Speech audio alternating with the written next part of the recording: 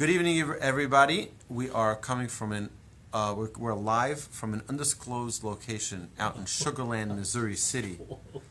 And it is a privilege to be here with so many fine people. I want to share a short thought on this week's Parsha with our friends out there in the cyberspace. In this week's Parsha, we talk about the Shema. And in one of the verses in the Shema, we have the first we say Shema Yisrael, Adonai Eloheinu, Adonai Echad. Right. So we say the Shema, and right after the Shema, we say Ve'ahavta et Hashem Elokecha. You should love Hashem your God, b'chol levavcha, with all your heart, u'b'chol nafshecha, and with all of your soul, u'b'chol me'odecha, and with all of your means. So, just so we have a basic understanding, we can get into how you can command love. God is commanding us to love Him. Love is an emotion. How can God command us to have a specific emotion of love towards Him? Right? It's like you propose to your wife and you say, with a gun instead of with a bouquet of roses, and you're like, you better love me, or else, right? That love doesn't work like that.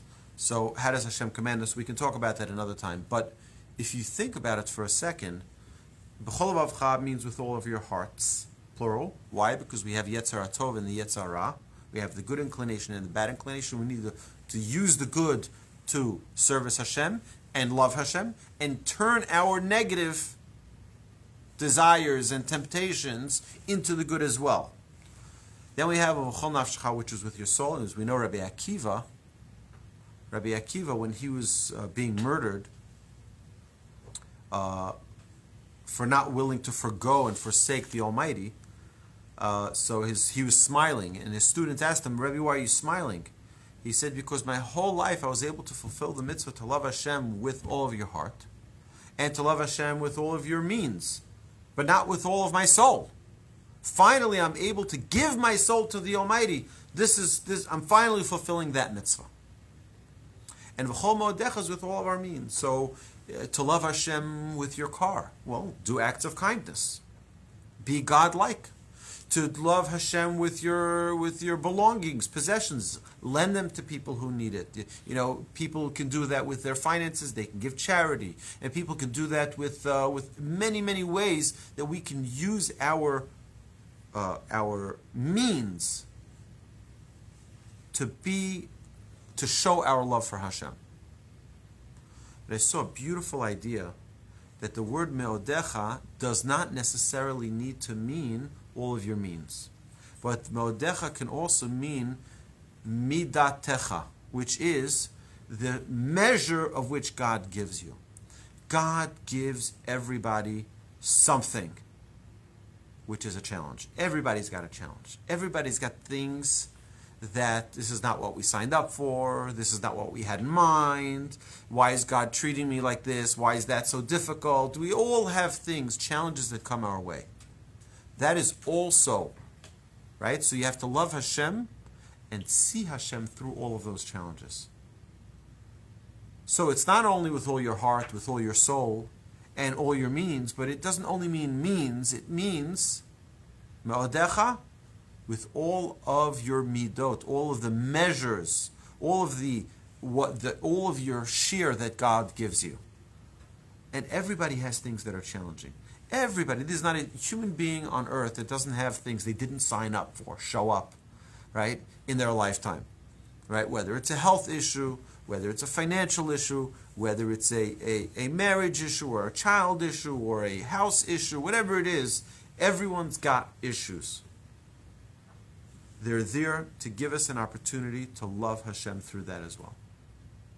Just when you think you've got it all worked out, God throws you a curveball.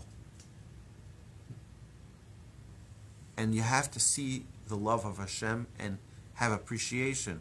Why? We speak about that in many other classes. We talk about how to see it and how to appreciate even things that are misfortune. And that all affliction is a prophecy. God is speaking to you through that affliction, no matter what it is. But to have a sense of love for the Almighty through all of these experiences.